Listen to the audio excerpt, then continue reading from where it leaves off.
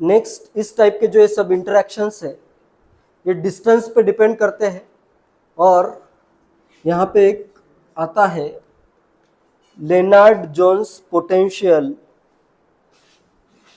Lennard Jones potential. यहाँ पे देखो, डिस्टेंस अगर कम होता है तो इनमें अट्रैक्टिव फोर्सेस बढ़ेंगे, लेकिन आफ्टर सर्टेन डिस्टेंस, कुछ डिस्टेंस के बाद क्या होगा, इलेक्ट्रॉन इलेक्ट्रॉन में रिपल्शन बढ़ेगा और न्यूक्लियस और न्यूक्लियस के बीच में भी रिपल्शन बढ़ जाएगा। ठीक है, तो ये जो कर्व आता है, इधर रहेगी पोटेंशियल एनर्जी या एनर्जी सिंपली, और इधर है इंटरमॉलिक्यूलर डिस्टेंस, आर क्या है इधर, इंटरमॉलिक्यूलर डिस्टेंस, इंटरमॉलिक्यूलर डिस्टेंस है। तो यहाँ पे इनिशियली तो क्या होगा, इंटरमॉलिक्यूलर डिस्टेंस अगर कम होता है तो अट्रैक्टिव फोर्सेस बढ़ेंगे, लेकिन after certain distance repulsive forces बढ़ जाएंगे। ठीक है, तो इधर का तो पार्ट आता है इस वे में और इधर का पार्ट आता है कुछ इस वे में। ठीक है, जैसे इधर तो मैं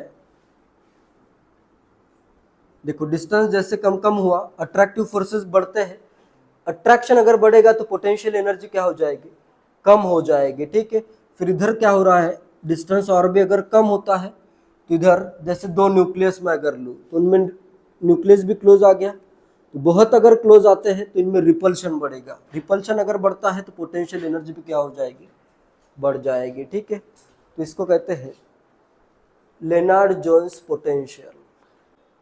interaction between ions and covalent molecules, covalent molecules और आयंस में किस टाइप के इंटरेक्शन होते हैं, जैसे अगर मैं NaCl को डिजोल्व करूँ वाटर में, NaCl है वाटर में, अगर H2O में इसको मैं डिजोल्व करूँ तो क्या होगा, Na प्लस और Cl माइनस के आयंस क्या हो जाएंगे, सेपरेट हो जाएंगे या फिर डिसोसिएट हो जाएंगे।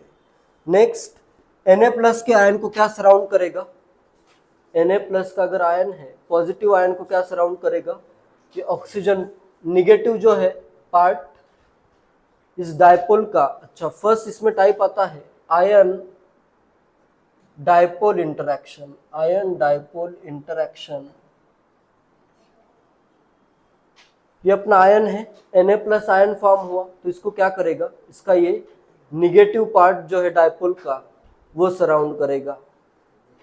ठीक है, तो इसका क्या हो जाएगा, हाइड्रेशन हो जाएगा। ठीक है, और नेक्स्ट जो है Cl माइनस को क्या सराउंड करेगा, हाइड्रोजन सराउंड करेंगे, क्योंकि हाइड्रोजन पे क्या है, पॉजिटिव चार्ज है। ठीक है,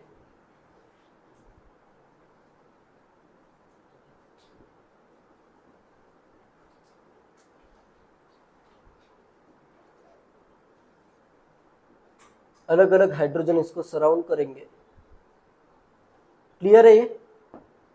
तो इस टाइप का इंटरेक्शन को क्या कहना है, ion dipole interaction. It is between ions and polar molecules. किसके बीच में होगा ये, आयंस के बीच में होगा, आयंस एंड पोलर मॉलिक्यूल्स के बीच में होगा। क्लियर है? एंड सेकेंड आता है इसमें interaction between ions and covalent molecules. Covalent molecule या तो होगा पोलर या तो होगा non polar. Non polar molecule में क्या करना पड़ेगा, डायपोल को इंड्यूस करना पड़ेगा। इसका सेकेंड टाइप आता है ion induced dipole interaction, induced dipole interaction. It is responsible for solubility of ions या ionic compounds, solubility of ionic compounds in non-polar solvent, ionic compounds in non-polar solvent में अगर ionic compound dissolve हो रहा है तो ion क्या करेगा, ion पे क्या है, चार्ज है, वो क्या करेगा, नॉन पोलर मॉलिक्यूल में डायपोल को क्या करेगा, इंड्यूस करेगा। इसका सबसे मेन एप्लीकेशन है formation of polyhalide ions, like X3 minus.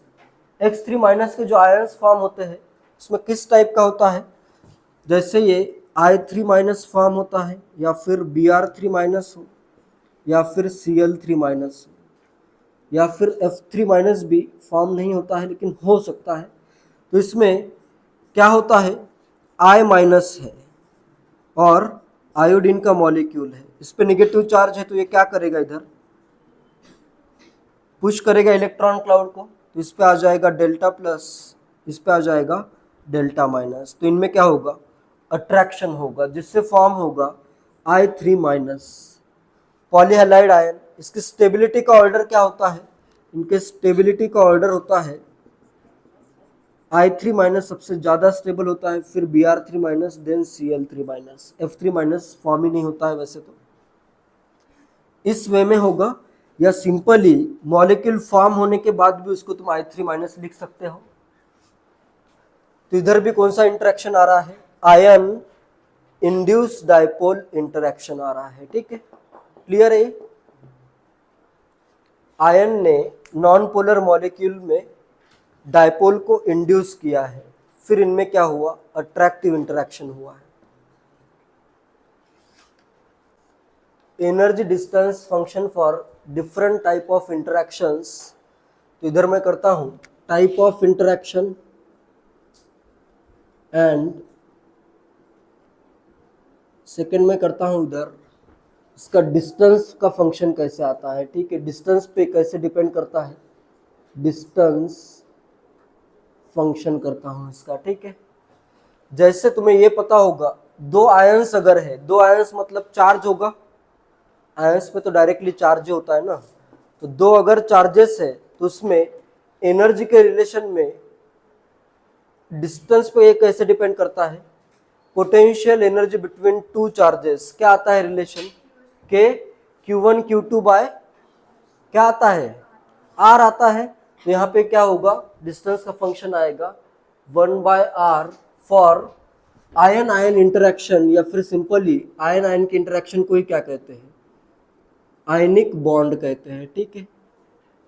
Second अगर मैं करूं, एक करता हूं मैं आयन और दूसरा मैं करता हूं डाइपोल, आयन डाइपोल इंटरेक्शन अगर है तो इसमें क्या आता है पता है, डाइपोल डाइपोल का पढ़ा है फिजिक्स में, डाइपोल एक डाइपोल दूसरे डाइपोल में एनर्जी का जो रिलेशन आता है वो पढ़ा है, कितना आता है उसमें 1/, ठीक है। वह आयन एक अगर आयन है दूसरा अगर डाइपोल है तो इसके लिए आता है ये 1/R²। एंड नेक्स्ट थर्ड है अपने पास, फर्स्ट भी डाइपोल एंड सेकेंड भी डाइपोल, दो अगर डाइपोल है तो उनमें आता है 1/R³ एंड फोर्थ एक मैं करता हूं आयन एंड इंड्यूस्ड डाइपोल, दूसरे में डाइपोल इंड्यूस करना है, इंड्यूस्ड डाइपोल, इसके लिए आता है 1/R⁴ एंड फिफ्थ मैं करता हूं dipole and induced dipole, dipole and induced dipole के लिए आता है 1/R⁶ एंड सिक्स्थ मैं करता हूं इंस्टेंटेनियस डाइपोल